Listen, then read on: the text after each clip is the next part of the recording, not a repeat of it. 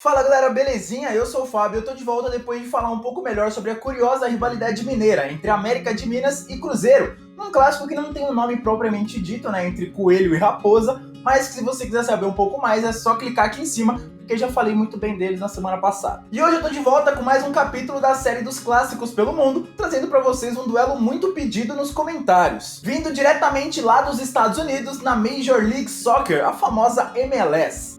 Mas antes de qualquer coisa, já sabe, deixa o like maroto aqui embaixo, marca seu amigo, seu amigo aqui, curte o tema e se inscreve no canal pra gente chegar logo o quanto antes a meta de 15 mil inscritos, que tá cada vez mais perto, mas não chega. Sem esquecer, é claro, de curtir a página lá no Facebook, tem novidade quase todo dia, e é rapidinho, que é o vídeo aqui, vai pra lá, deixa seu like e tamo junto, e curte a gente também no perfil novo lá no Instagram. Porque hoje é dia de falar sobre uma rivalidade lá da região noroeste dos Estados Unidos, lá na costa do Pacífico, que se originou lá na antiga Liga de Futebol da América do Norte durante a década de 70, envolvendo duas cidades diferentes, que viram seus respectivos clubes conquistarem ligas amadoras e levar esse clássico para a Major League Soccer, a principal divisão de futebol lá nos Estados Unidos, sendo atualmente uma das maiores inimizades do país, tendo começado até em outros esportes. Trata-se afinal do grande clássico da Cascadia entre Seattle Sounders e Portland Timbers.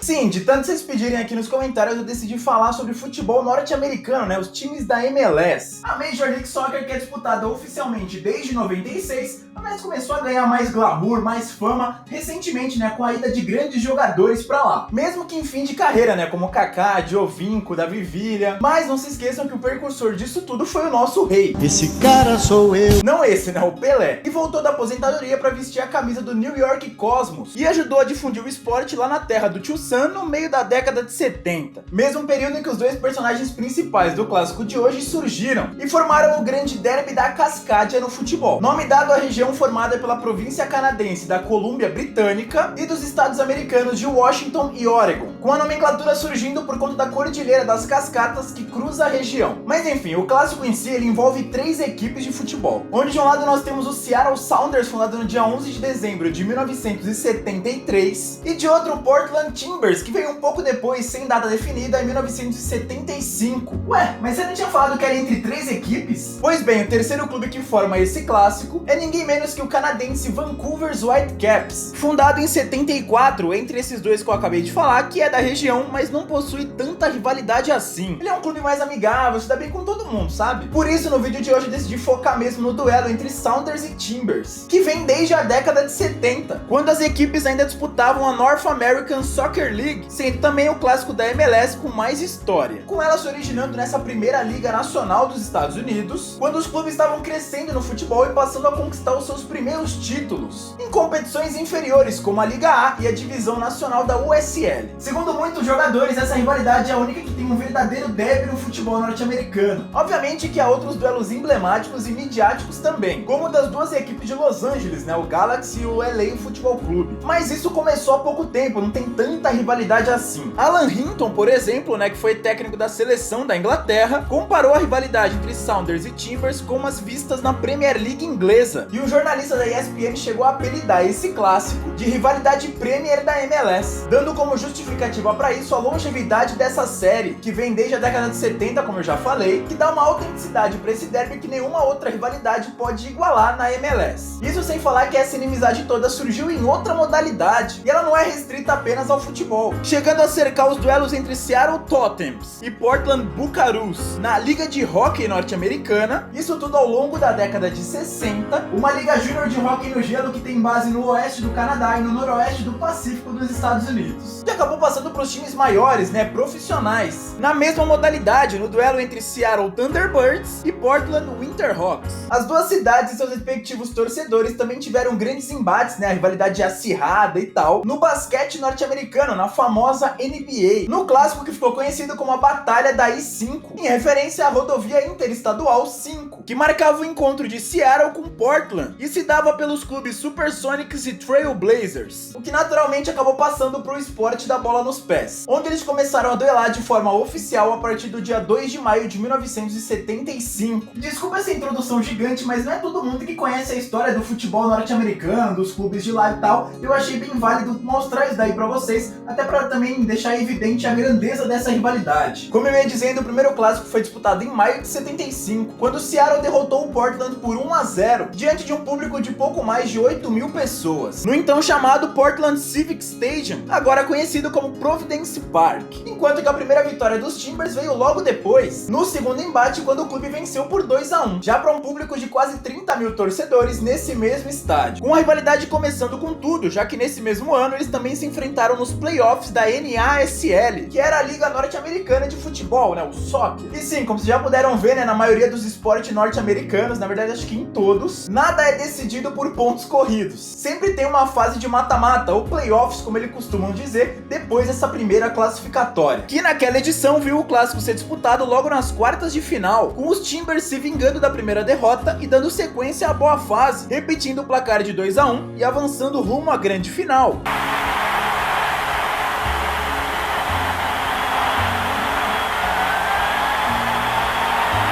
Absolute pandemonium.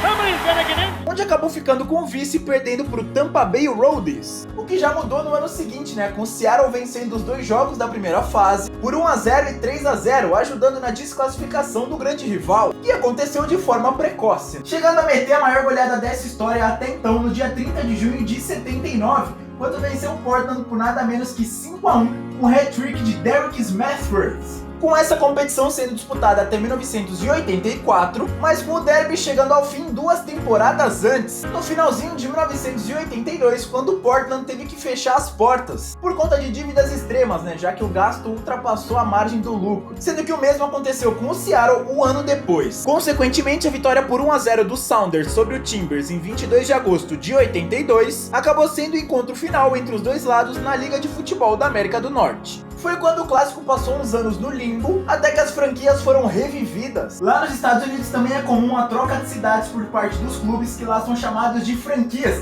seja por melhorias, né, vantagens econômicas ou opções de mercado. E foi nesse cenário que Seattle e Portland conseguiram novos times, com 2 franquias da WSA, a Western Soccer Alliance, que era a Aliança de Futebol do Oeste, sendo cedidas às 2 cidades, obviamente com nomes diferentes. Por conta disso, nesse período entre o fim da década de 80 e o início dos anos 90, o derby passou a ser entre Seattle Storm e FC Portland, com a equipe de Seattle aplicando uma nova goleada marcante, agora também a maior dessa história, aplicando nada menos que 6-1 no dia 3 de julho de 85, sendo também o único dos dois a conquistar um título lá em 88, com a competição chegando ao fim um ano depois, em 89, quando o torneio passou a ser chamado de Western Soccer League, e logo depois mudando para APSL, American Professional Soccer League, grande precursora da MLS, onde a equipe de Seattle foi campeã nacional em 2 oportunidades, 95 e 96, mas não venceu nenhum derby. Isso porque o Portland deixou mais uma vez de existir. Em 1990, pouco depois de ter vencido os 2 clássicos da temporada por 3-0 e 1-0. Agora ficando bastante tempo sem voltar ativa, o que só foi acontecer no início dos anos 2000, enquanto Seattle também chegou a fechar e reabrir, quando voltou a ter o nome Sounders. Só que esse processo foi bem mais rápido, durando poucos meses entre 94 e 95, pouco antes dessas 2 conquistas nacionais que eu acabei de falar, com o derby voltando a ser disputado somente 11 anos depois. Lembrando que a última vez tinha sido lá em 90, na APSL, quando o Portland venceu, com o vencedor permanecendo o mesmo no dia 11 de maio de 2001, em partida realizada no mesmo estádio em que a rivalidade começou, agora conhecido como PGE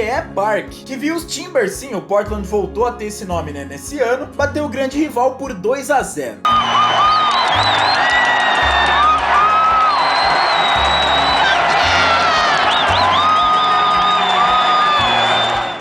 Também foi criada a Copa da Cascadia, competição formada pelos 3 clubes citados no início desse vídeo, que dava um troféu ao dono da melhor campanha particular, né, nos clássicos da temporada. Com a primeira partida formal desse novo torneio sendo entre Sounders e Timbers, com o Portland vencendo mais uma vez no dia 1º de maio de 2004 por 2-0, ano em que eles voltaram a duelar pelos playoffs, apenas pela segunda vez na história, né, encerrando um tabu de quase 30 anos, já que a última vez tinha sido em 75, né, com o Sounders dando o troco no quesito classificação, depois de perder por 2-1 fora de casa e meter 2-0 na volta, vencendo pelo placar agregado de 3-2 e avançando de fase, com os dois chegando à primeira divisão, onde pela segunda vez, de forma consecutiva, eles mediram força no mata-mata. Mas sobre esse duelo eu vou falar melhor daqui a pouco. Nessa época eles também começaram a duelar pela Copa dos Estados Unidos, que recebeu o nome de US Open, assim como no tênis, com o Portland vencendo o embate inicial em 2005 por 2-0 na terceira fase e o Seattle dando o troco 2 anos depois, agora por 2-1 na fase anterior, mas com nenhum deles indo muito longe. Sendo que no meio desses dois encontros, que eu acabei de falar, só pra vocês sentirem uma noçãozinha aí de como a rivalidade estava tensa, no dia 22 de julho de 2006 aconteceu o clássico mais violento dessa história, que viu o Seattle vencer por 3-1 num jogo que acumulou 8 cartões amarelos e 1 vermelho, sendo que pouco tempo depois o derby acabou sofrendo uma nova paralisação, a última até então. Agora com o Seattle fechando as portas e voltando com o nome de Seattle Sounders FC, sendo comprado pelo produtor de Hollywood Joey Roth. O último clássico dessa fase acontecendo no dia 7 de agosto de 2008, quando eles se enfrentaram pela última vez na Divisão 2, a chamada USL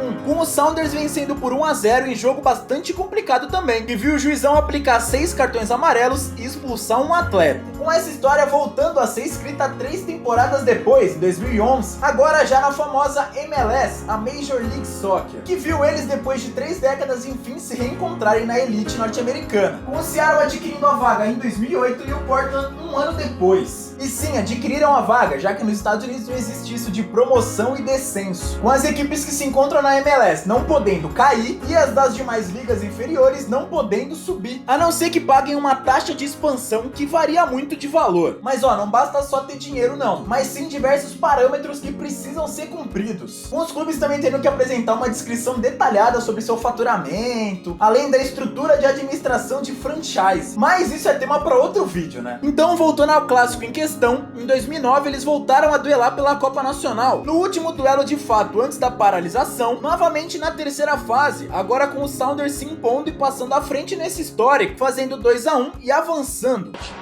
Finest, top of the box, Jaqua on his left, cuts to his right, still Jaqua in the box, poked away from behind by Savage, rebound shot, 2-0 Seattle.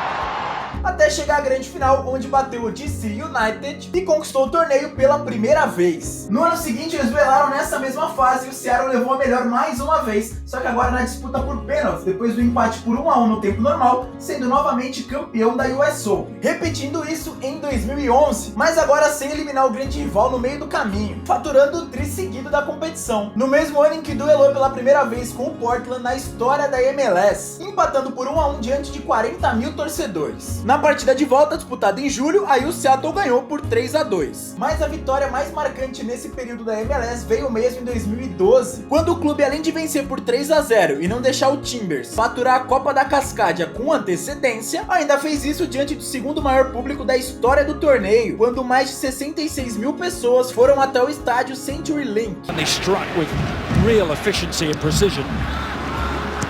Looking to do so again. Johnson is open!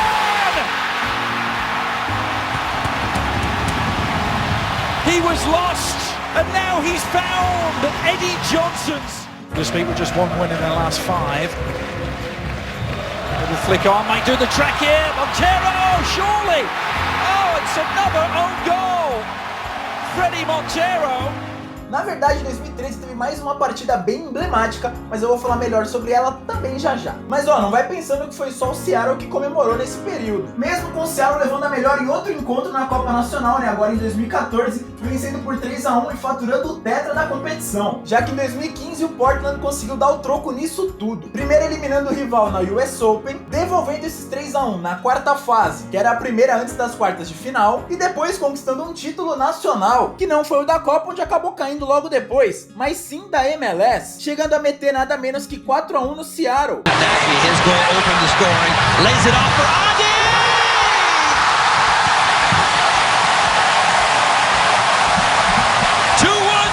Ao longo da vitoriosa campanha, sendo essa sua maior goleada na história do clássico.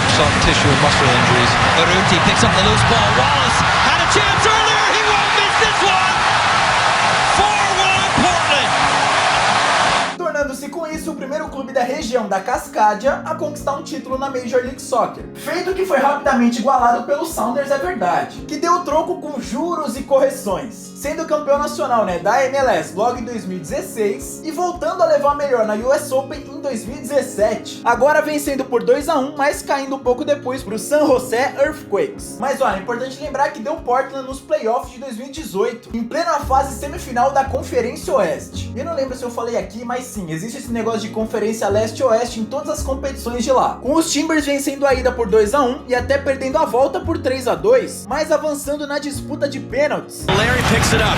Valeri clipping it in. Asprilla, Freehouse scores! Darwin Asprilla! Magic in the postseason! Onde bateu o rival por 4-2. But it's off the post! They didn't look confident there with the Bruins, just a short run. Trying to pull off another save to keep Seattle alive. No! Portland wins! Asprilla the hero! And the Portland Timbers have won the... E chegando na sequência, a grande final da MLS, quando perdeu para o Atlanta United, que tinha sido campeão da Conferência Leste. E aí em 2019, quando todo mundo pensava que quem continuaria no topo seria o Portland, depois de ter eliminado o maior rival pela terceira vez na história da Copa Nacional, vencendo por 2-1 e chegando até as semis quando caiu pro Minnesota United. Midfield circle, Valeri, we haven't seen much of him. That's a good ball for Ebobisse. Where's the support? It's coming in Fernandez. He gets his second. Charlie Davies says he put that out of his mind. Boy, did he ever. And they score 5 minutes. E chegando a repetir esse placar no primeiro embate, entre eles na temporada da MLS, quando garantiu uma vaga antecipada no mata-mata, por mais que o Seattle também tivesse, mas podendo terminar a temporada pela primeira vez na história de forma invicta. Os Timbers perderam o embate de volta na fase classificatória e ainda viram os rivais vencerem todo mundo nos playoffs, conquistando o bi da MLS e ficando à frente também nisso no retrospecto desse clássico. Então, só pra recapitular, de 2015 pra cá, a dupla sempre representou a Conferência Oeste na grande final da Major League Soccer, com o Seattle ganhando 2 taças e o Portland uma, o que mostra a recuperação da força desse clássico a nível nacional, Por isso agora eu quero saber de você, qual desses dois clubes vai mais longe na competição de 2020, que eu acho que ainda não tem data pra começar. Deixe sua resposta aqui nos comentários e fala também o que você achou desse vídeo já, mano? História do futebol norte-americano e tal, 2 clubes até então desconhecidos do grande público. Se vocês curtirem, quem sabe eu não traga mais clássicos de lá. Porque agora chegou a hora bacana da gente saber quem leva melhor sobre quem. E pra começar, vamos aos títulos, onde a vantagem é da equipe de Seattle, que começa ganhando na própria Major League Soccer por 2-1, depois de ter ganho na extinta Liga Norte-Americana por 2-0, ampliando essa vantagem na Copa dos Estados Unidos, que é chamada de US Open, assim como no tênis, agora por 4-0, mas é importante lembrar que no campeonato específico desse clássico, a Copa da Cascadia, os Timbers vencem por 4-2. Já quando o assunto é histórico de confrontos, a vantagem continua com as mesmas cores, já que no total são 105 partidas entre eles, com 54 vitórias do Seattle Sounders, 41 vitórias do Portland Timbers, além de 10 empates. E dentre todos esses duelos, é claro que existem aqueles mais marcantes, certo? E para hoje decidi pegar 2 embates um tanto quanto recentes e válidos por mata-matas ou playoffs, como eles gostam de chamar lá nos Estados Unidos, por competições nacionais, A USL, considerada por eles como a segunda divisão mais importante do país, e a própria MLS, que é a Elite, com uma classificação para cada lado. Então, sem enrolar mais, vamos a eles.